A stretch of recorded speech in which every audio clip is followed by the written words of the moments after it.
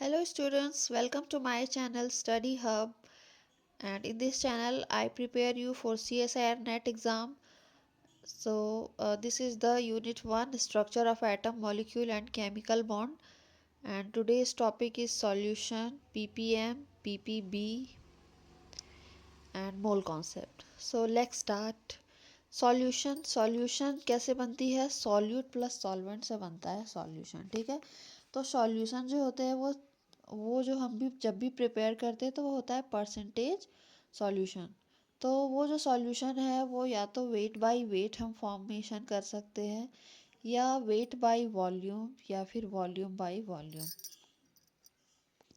तो first weight by volume. Weight by volume में क्या करते हैं हम लोग? वेट लेते हैं सॉल्यूट का और वॉल्यूम लेते हैं सॉल्वेंट का। तो x gram of solute in 100 ml of solvent, और यानी कि फाइनल वॉल्यूम जो होता है वो 100 ml होता है। तो अगर हमें 1% ग्लूकोज बनाना है, 1% मीन्स 1 ग्राम, 1 ग्राम इन 100 ml। और अगर हमें 10 ml ऑफ 5% ग्लूकोज बनाना है तो 100 ml नहीं, यहाँ पे कितना है 10 ml, तो 5 ग्राम ना लेके हमें कितना लेना पड़ेगा? 0.5 ग्राम इन 10 ml। नेक्स्ट टॉपिक है पीपीएम। पीपीएम का फुल फॉर्म है पार्ट्स पर मिलियन सॉल्यूशन। पीपीएम हम जनरली यूज़ करते हैं फॉर डाइल्यूट सॉल्यूशन। तो parts of solutes in 1 million parts of solvent. तो देखो, अगर हम 1 मिलीग्राम सॉल्यूट ले रहे हैं तो हम उसे 1000 ml में लेंगे, जिसको हम 1 ppm बोलेंगे।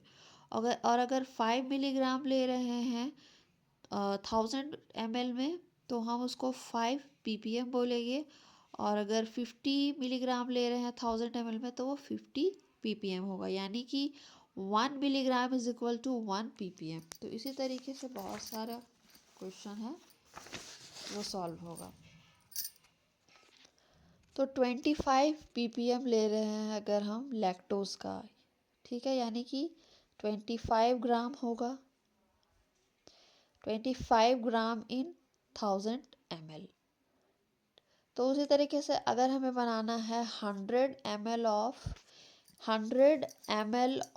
50 ppm indole acetic acid solution. ठीक है, 100 ml of 50 ppm IAA solution. तो 50 ppm का मतलब क्या हुआ यहाँ पे? 50 मिलीग्राम। तो 50 मिलीग्राम इन 1000 ml। ठीक है, तो 50, तो यहाँ पे हमें देखना है कि यहाँ पे 100 ml होना चाहिए। तो 100 ml कब होगा? जब ये 5 मिलीग्राम लेंगे, तो 5 मिलीग्राम इन 100 ml सॉल्यूशन। तो इसी को बोलते हैं पार्ट्स पर मिलियन ppm। नेक्स्ट है ppb।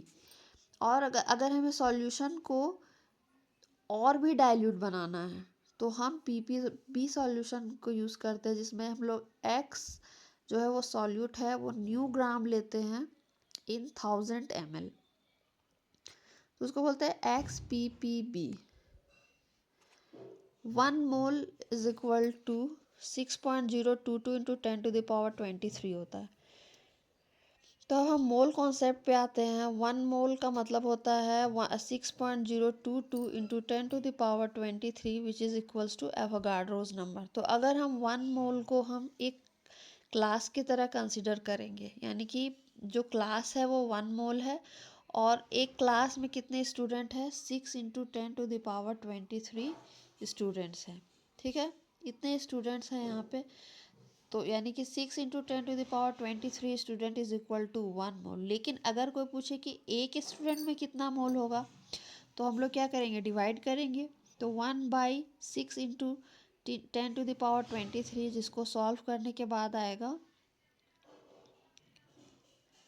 और अगर पूछा जाएगा 600 स्टूडेंट, तो हम लोग 600 से मल्टीप्लाई करेंगे। 600 into 1/6 into 10⁻23 equal to 100 into 10⁻⁻23। 10⁻23 ऊपर जाएगा तो -23 हो जाएगा। -23 + 2 कितना हो जाएगा? -21 मोल। तो 10⁻⁻21 मोल होगा। एक क्वेश्चन है, the genome of a bacterium is composed of a single DNA molecule. एक बैक्टीरिया का जीनोम है, तो हमें पता है बैक्टीरिया में सिंगल डीएनए मॉलिक्यूल प्रेजेंट होता है which is 10⁻9 base pair long. तो यहाँ पे पूछा है how many moles of genomic DNA is present in the bacterium. तो जीनोमिक डीएनए का मोल कितना होगा, ठीक है। तो हम लोग मान सकते हैं 1 mole is equal to 6 into 10⁻23 chromosome, ठीक है। तो 1 क्रोमोजोम इज इक्वल टू क्या होगा, 1/6 इंटू 10⁻23 मोल। अगर ऐसे नहीं समझ में आता तो इसका एक फॉर्मूला है मोल्स ऑफ डीएनए। अगर मोल्स ऑफ डीएनए निकालना होता है तो हम क्या करते हैं, ऊपर में लिखते हैं नंबर ऑफ डीएनए मॉलिक्यूल, ठीक है। ये फॉर्मूला है moles of DNA is equal to number of DNA molecule. तो वहाँ पे ये जो बैक्टीरिया है उसमें नंबर ऑफ डीएनए मॉलिक्यूल 1 है और एवोगाड्रोज नंबर 6.022 इंटू 10⁻23 है। तो उस तरीके से हम ये सॉल्व किए तो हमें पता चल गया कि 1/6 इंटू 10⁻⁻23 मोल आएगा। दूसरा एग्जाम्पल लेते हैं इन ह्यूमन, ठीक है। ह्यूमन में क्या है, नंबर ऑफ क्रोमोजोम जो है वो 46 है, ठीक है। और एक और चीज़ नोट करके रखने वाली बात है कि नंबर ऑफ क्रोमोजोम, जितने नंबर ऑफ क्रोमोजोम होंगे उतने ही मोल होंगे डीएनए का, मोल्स ऑफ डीएनए, ठीक है। फिर से रिपीट कर रही हूँ, number of chromosome is equal two moles of DNA. तो यहाँ पे नंबर ऑफ क्रोमोजोम जो है वो 46 है, तो moles of DNA is equal to, formula बैठाएंगे, is equal to number of DNA molecule by Avogadro's number. तो मोल्स ऑफ डीएनए में हम यहाँ पे नंबर ऑफ डीएनए मॉलिक्यूल के जगह पे 46 लिख सकते हैं, क्योंकि number of DNA molecule is equal to number of chromosome, तो 46 हो गया बाई 6.022 इंटू 10⁻23। इसको अगर आप सॉल्व करोगे तो ये आएगा 7.6386 into 10⁻⁻23 mole of DNA. Next example लेते हैं, इसमें दिया हुआ है root cells of wheat. Root cells of wheat has 2n diploid है इज इक्वल टू 42। तो number of chromosome in diploid cell of wheat, तो नंबर ऑफ क्रोमोजोम कितने होंगे डिप्लॉयड सेल ऑफ व्हीट में। तो हम लोग को पता है कि व्हीट जो होता है वो हेक्साप्लॉयड होता है, ठीक है। मीन्स एक सेल में इसमें कितने होते हैं, 6 क्रोमोजोम्स प्रेजेंट होते हैं और ये होते हैं डिप्लॉयड, ठीक है। तो 6x is equal to 2n, 6x is equal to 2n होता है, तो 2n is equal to 42 according to question.